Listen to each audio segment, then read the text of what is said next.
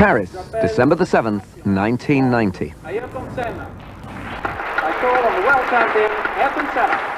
Ayrton Senna, the 30-year-old Brazilian driver, world champion in 1988, is presented with the 1990 Formula One World Drivers' Championship trophy.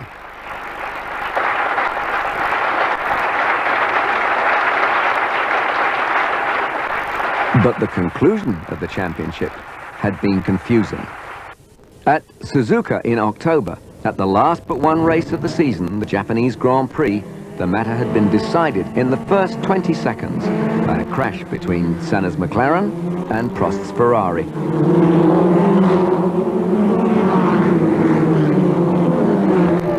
With the points already scored, this crash meant that Senna had won the championship.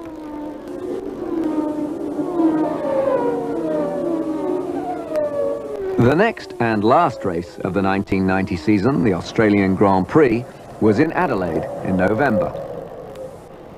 While the city roasted in 110-degree temperatures, the newspapers found another culinary word to describe Senna's speed around their track.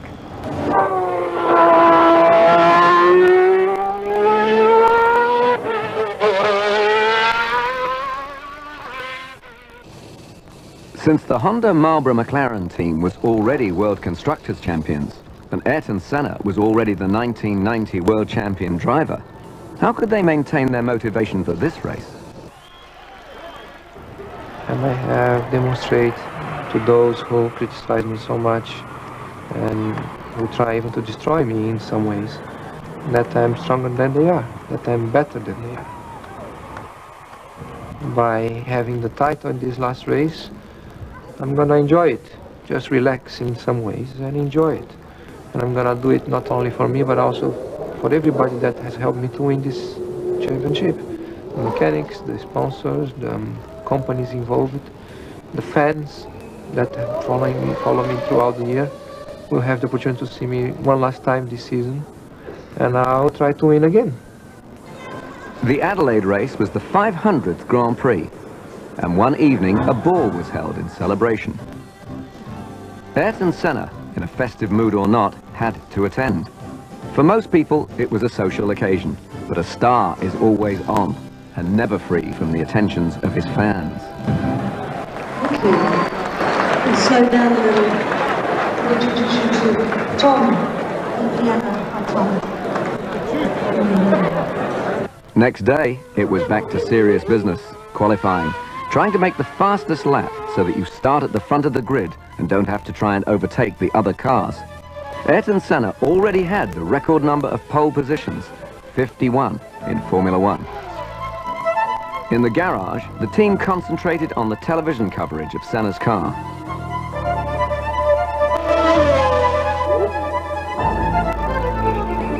Yet again, Senna was in pole position, his 52nd. Simply the best. At this stage, a former world champion was in no doubt about Senna's ability. At the moment, he's right on a high. He's winning a lot, right? And you watch him here, I'm sure he'll drive better in this race than all the rest of the races this season, right? Because the pressure's off. You're on a high of winning, and there's nothing like it's a real addictive drug, winning. When you start winning, it just makes you want to win more and more, and you also develop more knowledge about how to achieve that. Not too early in the day. My name's Ian Turner. We're operating from what is known as...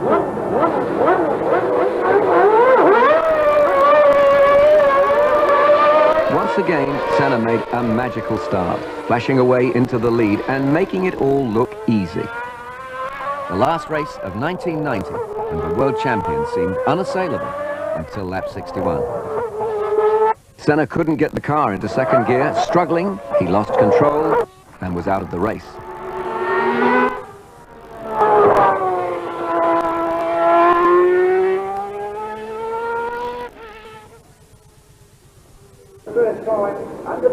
Even when you know you're the world champion, the walk back to the garage after a crash is a very dispiriting one. Teammate Gerhard Berger was running steadily in 5th place. It would have been nice to put the cherry on the top of the cake, as it were, and win that last event, which would have certainly done a lot of good as regards wiping away the memories of Suzuka. But as it happened, it didn't happen. I think in reality, if the World Championship was at stake at that event, I don't think the outcome would have been the same. We'd have had a more conservative approach to the race, and I think a more conservative approach would have seen us win by a lot smaller margin than that we had established up until when Ayrton came out of the race. We would have just changed the tactics to suit the requirements of the team for that day. But nobody likes a no-win result. Sometimes it can be disappointing, I think, you know, and you can always look back on what should have been, but you have to then say, right, Adelaide is finished, that was that race, let's look at what happened, see if we can avoid the situation in the future, and then clear your mind and have a positive thought for the next Grand Prix. As the crashed car was dismantled, Senna, always the professional, returned to look at it and reflect. It was just a question of finishing up in an easy manner. And suddenly, boom, everything goes away, nothing. You end up with nothing. And that race. And it's frustrating because it was a hard weekend anyway. It was a hard race. I had done almost a 2-hour race at that stage. I had some technical problems, which I believe I could have control until the end. But in some ways I allow myself to be caught once more. And from the frustration and the anger immediately after, I just use it for the next one. And get it right in the next one, learn from that one a lesson, and try to avoid the next time. Will not catch me again. The race was won by Senna's fellow Brazilian, Nelson Piquet.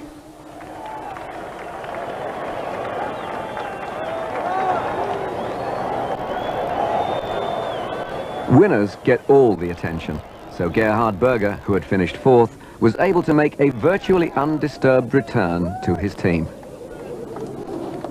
I had a season last year, but just nothing works out well. There was some good races, but I didn't get back anything.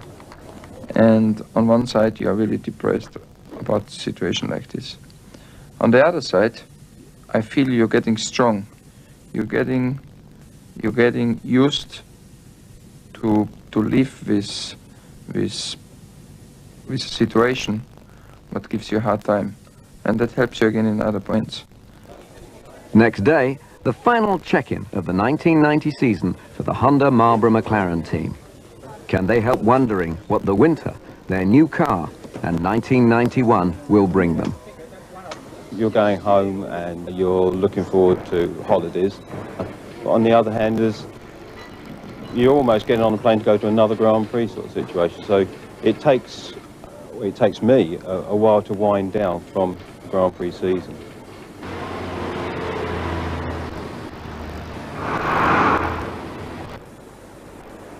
Christmas and holidays are now forgotten.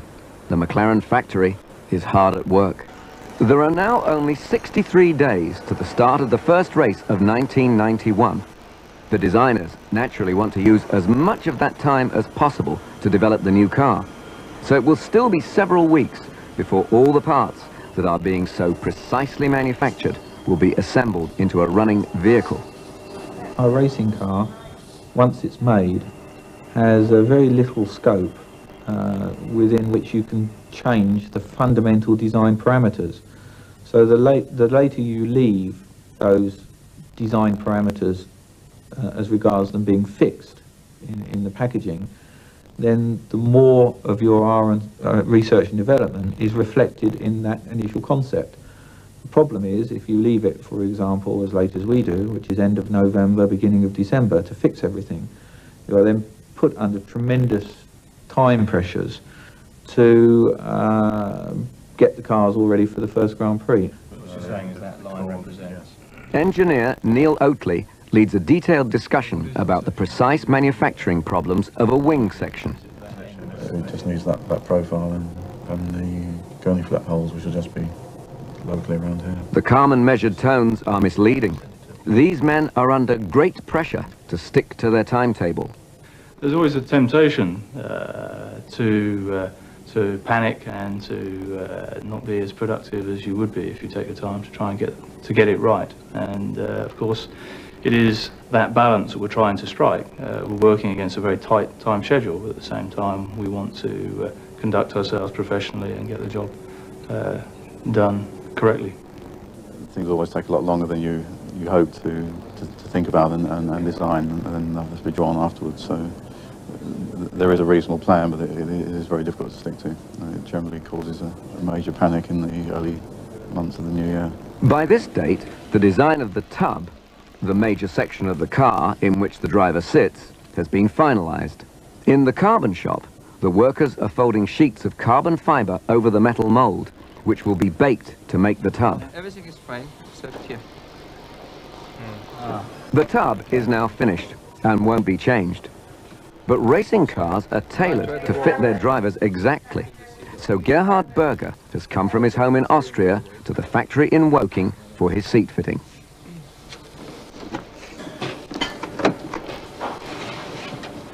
Yes. That's good. So it's this bit here that's hitting you. And my performance was not perfect, and I'm sure a part of it was the position in the car. And now we have a new car, we make it better, but the engineers has to make the quickest car as possible, and the quickest car is a small car. And so they try to fit me in, and we try to use every millimeter of space, and it looks again like it's just on the limit. But you think you'll be much better off in 1991? On seat position, yes.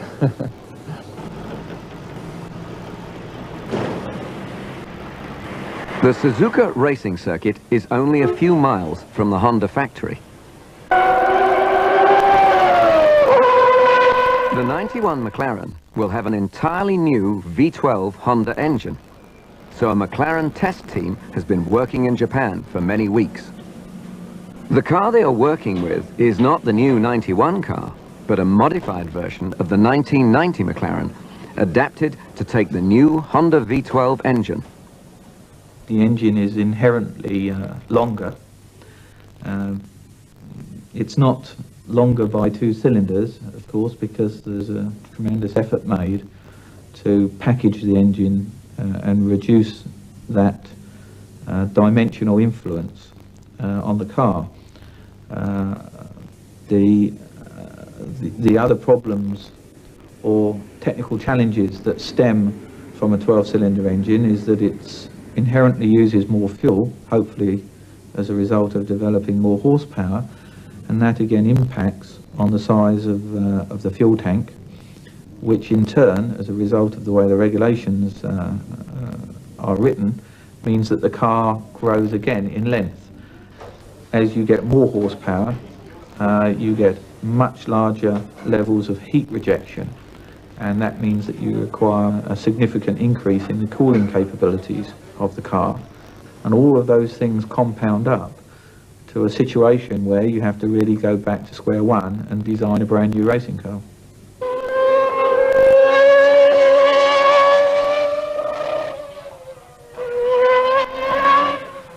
Alan McNish, at 21, the youngest member of the team, is the test driver. He may look hardly old enough to shave, but he's a successful Formula 3000 driver. However, he's new to Formula 1. How well has the engine been running? Very, very well. It ran first in Silverstone in July, and ever since it's been running very well and progressing, and hopefully next year, by the time the season comes around, it'll be very, very strong.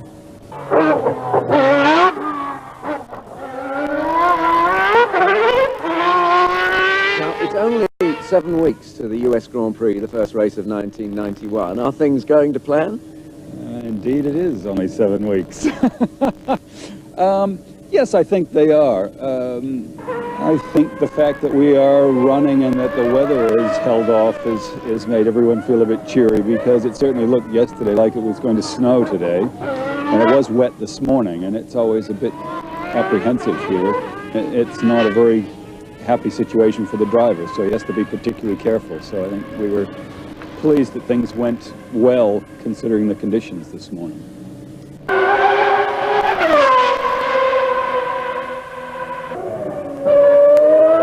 As the track dried, McNish was able to speed up. How was it out there this morning? It's a little bit greasier than it was yesterday, the actual track surface, because it rained overnight, but also it was starting to spit when I was out on the circuit, which made it quite interesting with this new V12 engine at the back of it. And how do you think it'll go now? Have you changed something on the car? Yes, we've made a few adjustments to the car just to make it handle a little bit better, and hopefully if the weather stays nice and dry, we should be able to go out and put some little times in. While the test team was working relentlessly on the car, thousands of miles away in Brazil, Ayrton Senna was working relentlessly too on his physical condition.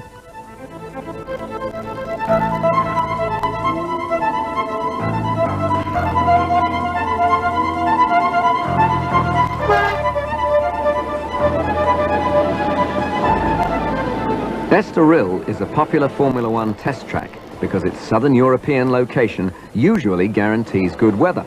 Not, however, on this particular week. The most difficult conditions for drivers are when the track is partly wet and partly dry. This can give problems even to men of the ability of Gerhard Berger.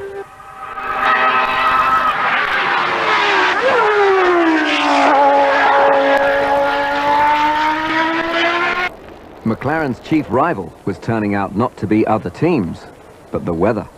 About 4 weeks to the first race. How are things going? Okay, it's fairly hectic back at the factory. There's still a lot of work to do to prepare the new cars for the coming season, so it's a fairly busy time. And how are things going at this test? Okay, it's been disrupted a little because of the weather over the last 2 days, but it's been fairly productive in the dry running we've done in between. You're getting less and less out in the wet because the risk that you destroy something is very big. That means you have to stop the test after, or you hurt yourself, you cannot start the season. So you try not to take the risk, but of course you have to test rain tires, you have to test some setup for the wet that you are prepared to if the situation happens into the race. This test was an official one, organised by the Formula One Constructors Association. So many other teams were there, including, of course, Ferrari.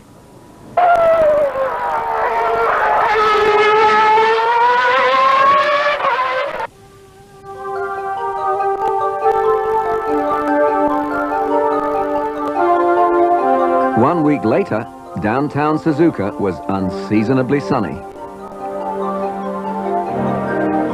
All these people had turned up to see just one car. This was the official press launch of the new V12 Honda engine. Soon, the engineer and driver had to play a different role. Public relations men to 170 journalists. The actual engine itself has a very good power delivery, it has a very good feeling, and is one that will be easy to drive for the drivers in 1991, Ayrton, Senna and Gerhard Berger.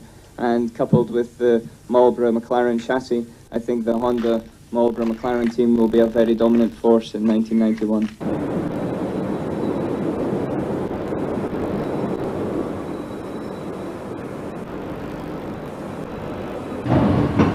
A tanned, fit young man walked across the McLaren factory floor. This was Ayrton Senna's first appearance back in Europe after his long winter break. He was naturally curious to see the car which he hoped would give him the 1991 World Championship.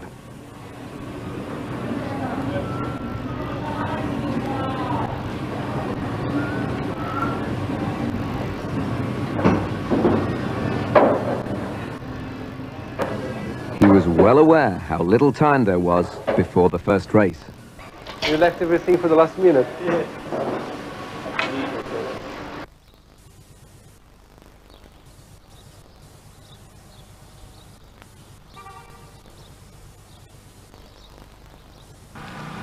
2 days later, and Ayrton Senna arrived at the Estoril circuit.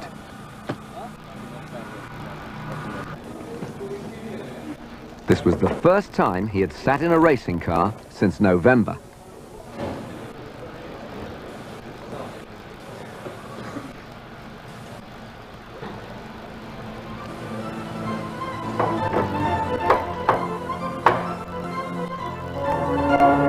On the 2.7-mile circuit, Senna was immediately quick. He was soon putting in surprisingly fast laps. He might have been out of the car for months, but he certainly wasn't out of practice.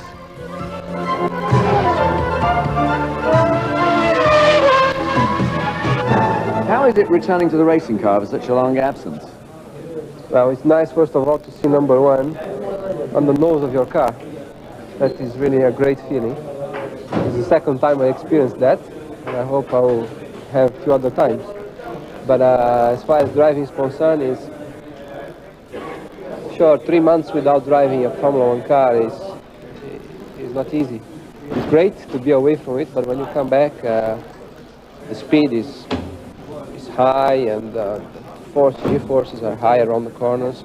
The braking ability is great, and you're just not with it at the first few laps. You have to be very careful to not overdo it.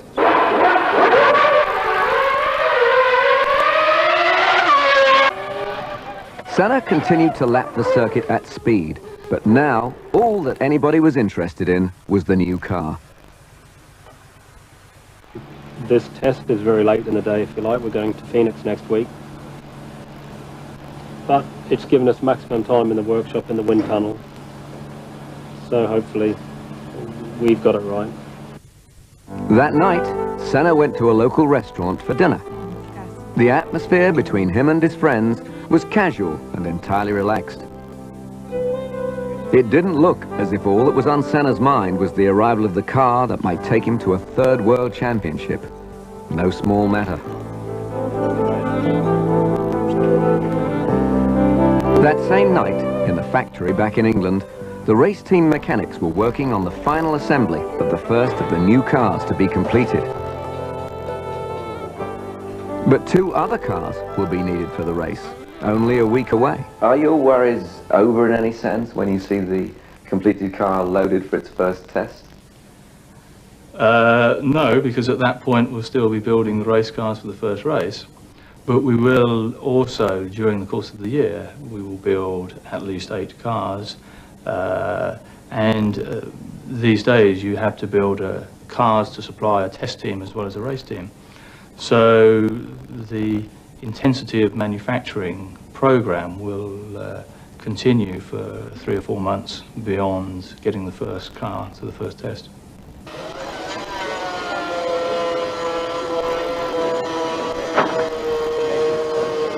But before the car could leave, it had a photo call. Ron Dennis, ever the perfectionist, naturally supervised the construction of the coloured backdrop on the principle of, if you want a job well done,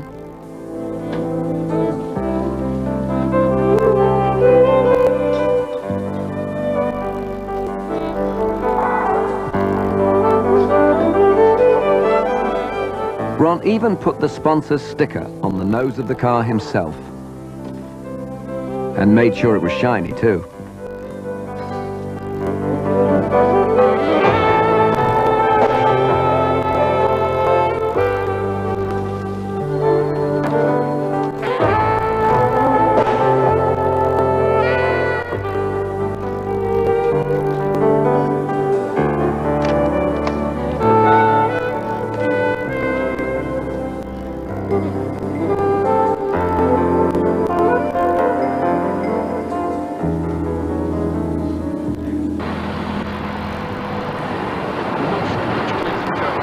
Finally, at 3:47 a.m., the precious first car left the factory to begin its journey to the test track in the south of Europe.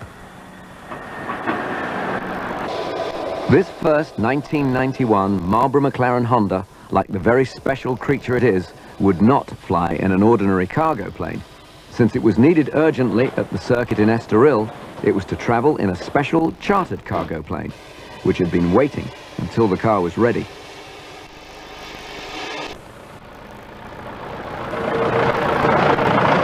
Next morning, an unglamorous truck with the most valuable cargo ever loaded into it arrived at the Portuguese circuit.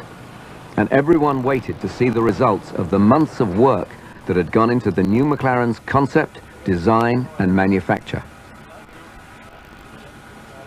In the garage, Ron Dennis and the mechanics, who had worked and travelled all night, wore tired looks of concentration as the car was assembled and readied for its first ever lap of a racetrack.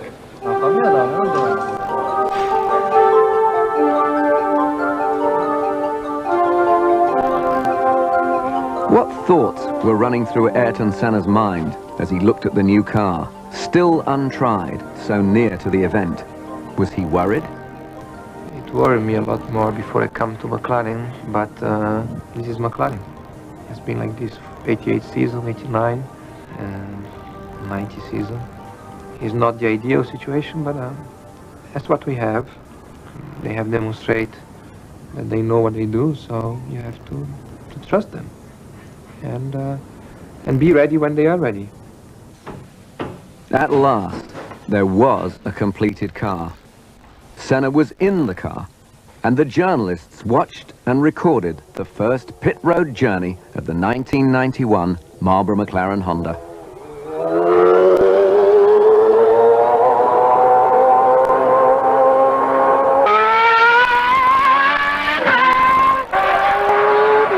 Soon, the car was hurtling round the track.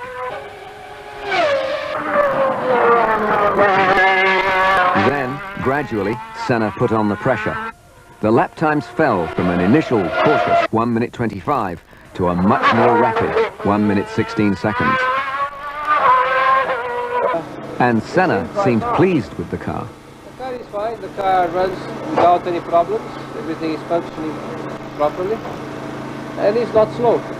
I don't know how quick it is yet because we didn't do enough, but it is certainly not slow. And we'll need a little bit more running to fully understand. Too early to say if it's going to win the World Championship, let's say that. I'll tell you that in Australia. But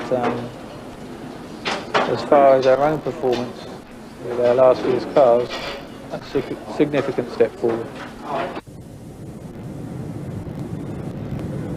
The city of Phoenix retires early, and so most of its citizens were sound asleep as Ayrton Senna's HS-125 private jet landed at Sky Harbor Airport and taxied towards the executive terminal. Finally, Senna had arrived on the location of the first race of 1991, and in spite of a head cold, he seemed full of good feelings about the challenge to come. But I'm looking forward much more than I was a year ago. I had the opportunity to relax, cool down, restart, and get ready in the best shape as possible for this 91 season. So we'll wait and see. At the Phoenix track, the McLaren mechanics were getting everything ready.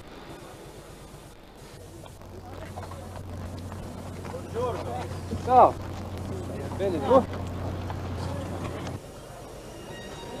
Senna greeted the team in friendly fashion. Only a few of these men were in Estoril the week before, so Senna hadn't seen some of them for months. Okay, tudo bem?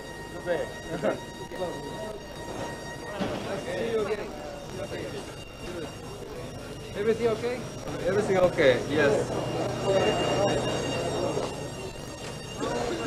How are you?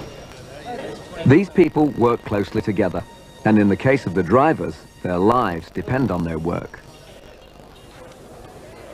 This was the first time that 3 V12 McLarens had ever been seen. 2 of them are brand new and have never turned a wheel. The mechanics now have the task of assembling them from scratch into race-winning material.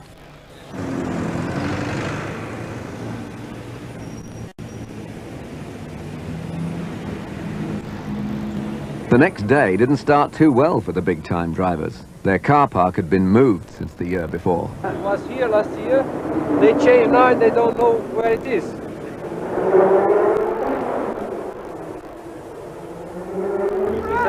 Ralph, we got mortuary parking for you over there. He's opening the gate for you. Yeah, I'll show you. I'll stand there just directly right in. It had taken an immense effort by the McLaren team to turn the kit of parts supplied by the factory into 3 complete running racing cars. What time did you finish last night? 4 o'clock this morning. What time do you have to be here again? Well, we had to leave the hotel at 7. So it's a very short night for us last night, it was. As the cars went for their official inspection, Ron Dennis went with them. 3 new McLarens, is this an exciting moment? Tense, not exciting.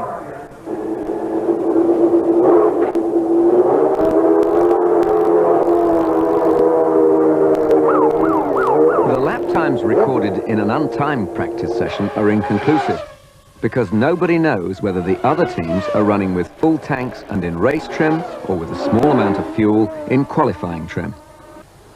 But this first practice session went well. In fact, Senna posted the fastest time. And it's always nice to be number one. You're great. The car is not bad. It's working fine. There are some details which are not quite right, but I think it will be okay for today afternoon. And we have to make a few changes to improve it for tomorrow again.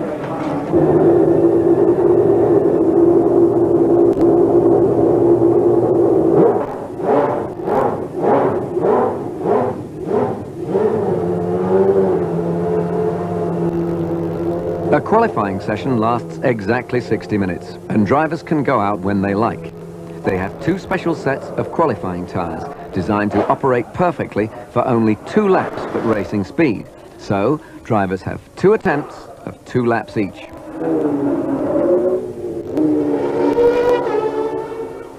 Senna went out on his first set of special tyres, and made a very fast lap, then came in.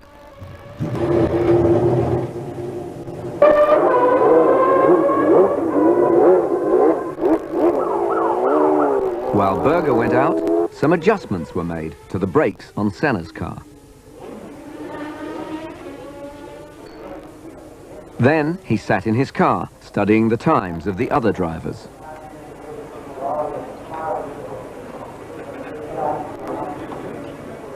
And Ferrari driver Alesi made a very fast lap.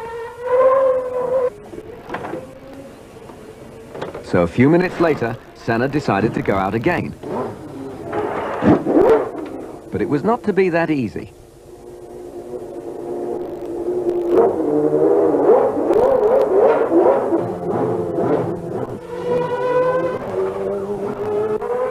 While Senna was warming up his second set of qualifying tyres, a crash had occurred. This meant that the qualifying session was extended, but Senna had already begun to use his second set of tyres. So when he returned to the garage, they had to be very carefully checked to see if they were suitable for 2 further laps at top speed. Apparently, they were. But when the track reopened, the team had a surprise. The engine wouldn't start.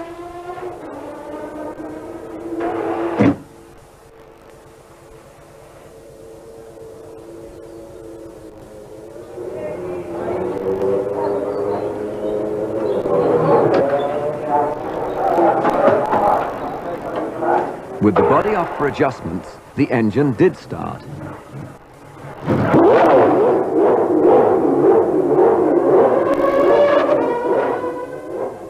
Now the last few vital minutes of the qualifying session were ticking away, and the engine was still reluctant. Moments later, they got it started.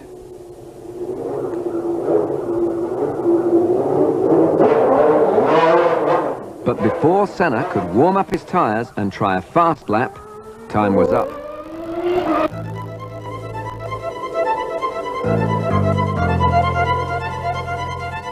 It was a frustrated Senna who returned to the garage to find that he was exactly 11/100ths of a second slower than Jean Alesi's Ferrari.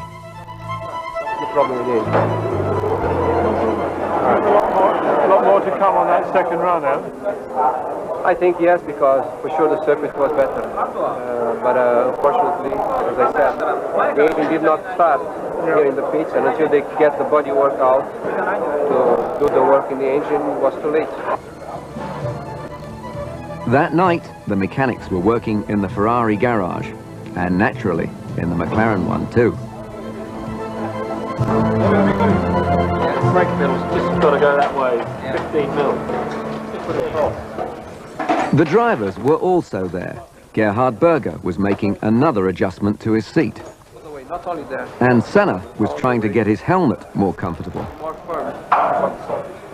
The McLaren team had worked almost all of Thursday night, all day Friday, and now at 11 p.m. they were still at work. It will be late, but it's not as bad as last night. I think hopefully it should be before midnight.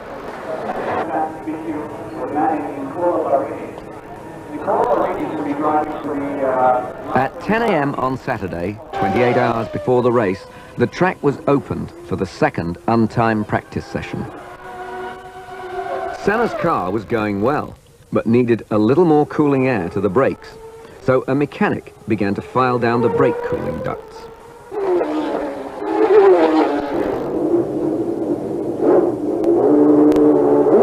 Berger decided to try the third car.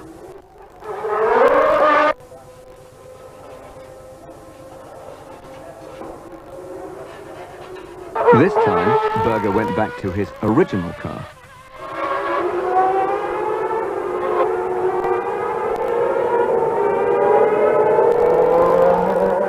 At the end of the second practice session, Patrase's Ferrari was fastest. Berger was a satisfying second fastest, and Senna was third, with Prost behind him. But of course, these times don't count for grid position.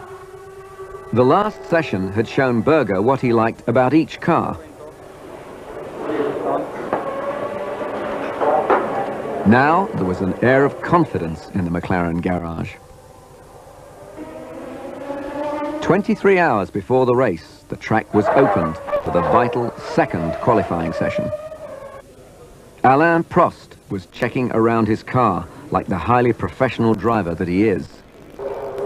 The day before, Senna had said that he could have done better with a second run. This session would be his chance to prove it. He was in no hurry to go out, but he kept his eye on the time.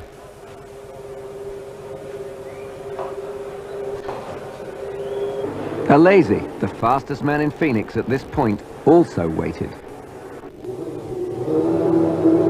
At 1:30, with half the session gone, Senna decided to go out.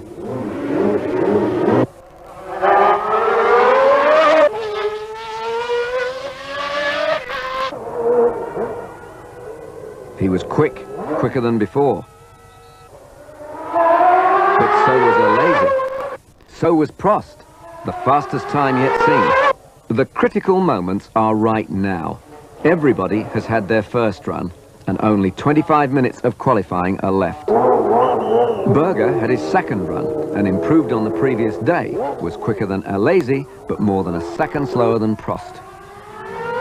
The second set of qualifying tyres went on Senna's car. There was an air of expectancy. Senna had asked for a map of the track and studied it carefully, programming himself for the big effort he was about to make.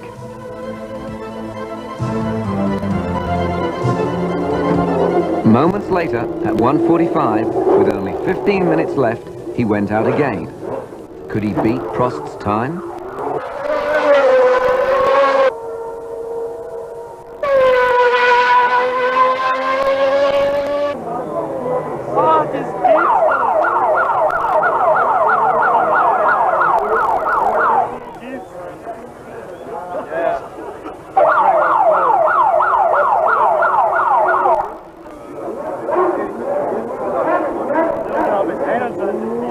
He had done it. Where hundredths and tenths mean so much, he was more than a whole second faster than Prost, his 53rd pole position. Car and the driver did it. Car and the driver. Nice day. Could be better. Could be better.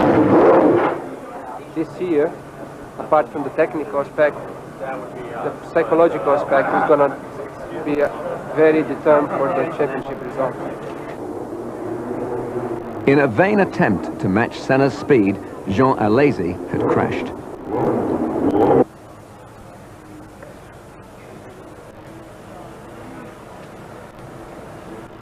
Race day had finally arrived.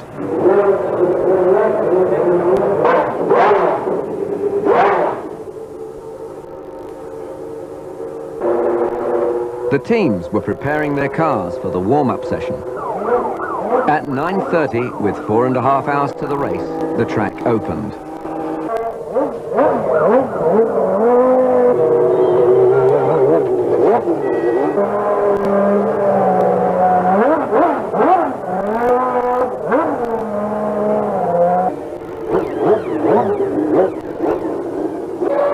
The warm-up is a significant test. By now, all the teams have fine-tuned their cars for the circuit as well as they can, and they're running in full tank race trim.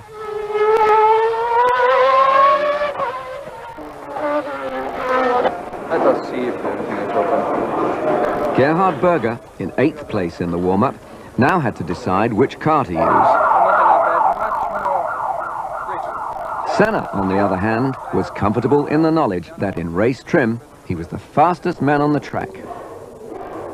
Ron Dennis looked worried, but really he was just concentrating. Even so, sometimes there's nothing quite like having a look yourself.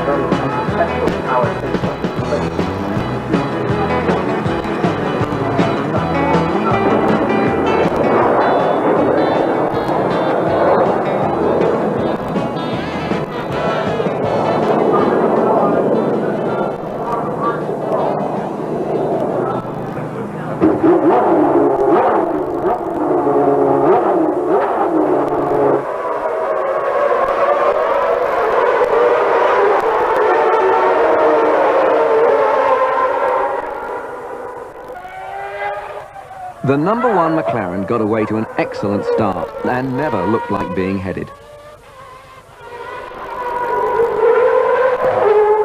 Senna in the lead as they come around to complete lap 1.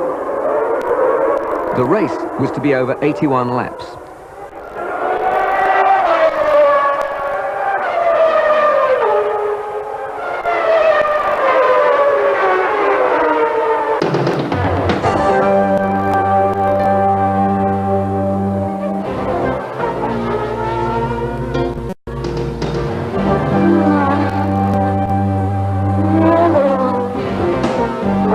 After 10 laps, Senna was well ahead of Alain Prost's Ferrari.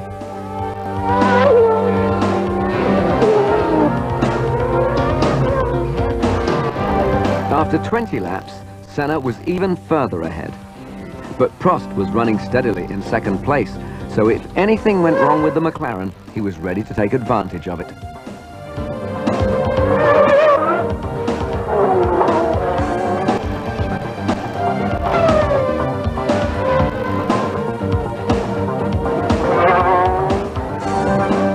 Meanwhile, Gerhard Berger was in 6th place and not happy behind Alesi, Patrese and Mansell.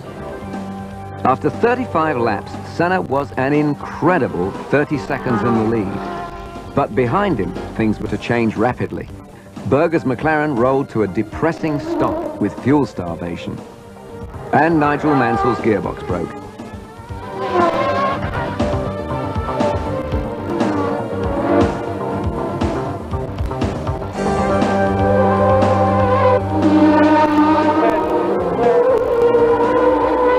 On lap 50, Patrese was second when his gearbox locked up. He spun and stalled on the track. Roberto Moreno, in fourth place, couldn't avoid him.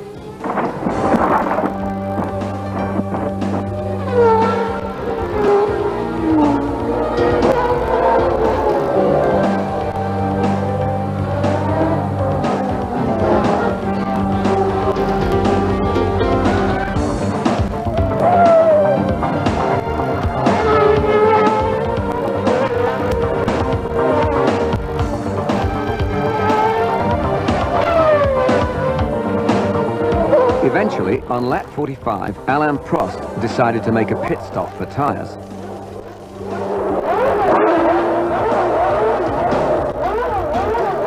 This took a disastrous 15 seconds, leaving Senna even further in front.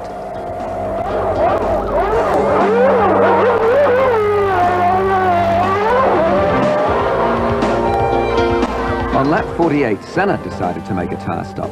His McLaren was only at rest for 7 seconds.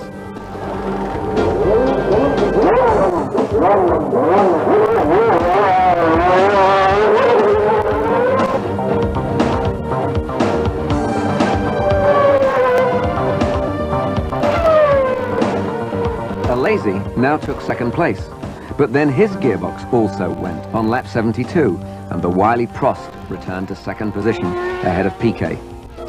As the last lap approached, Senna just rolled on inexorably towards the checkered flag and his 30th race victory.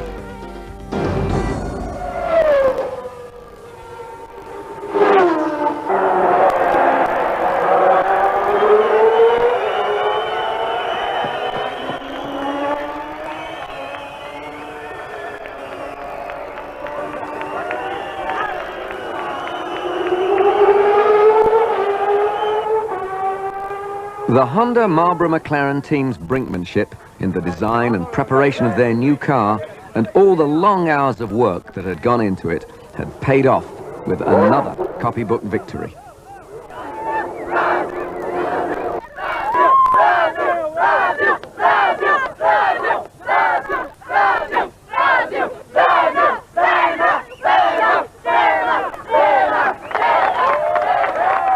Senna was first, Alain Prost was second, and another Brazilian, Nelson Piquet, was third.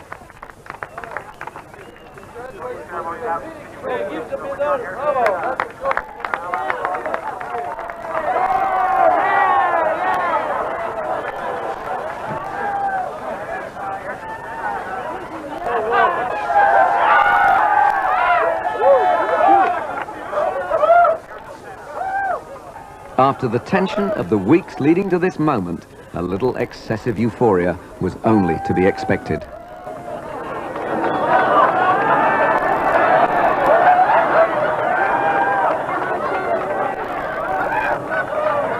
The whole team performed very well. That's all the guys back in the factory who've, of course, had a lot of work to do to get the cars here.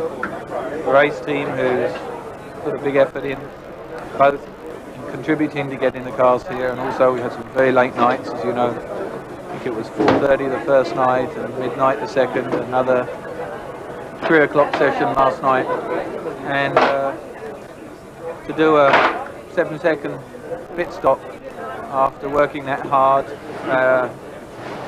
it's a credit to all of them, and it's good to be part of it. I feel great to have done it right, because I just did it right. Couldn't have done better. Congratulations. Thank you.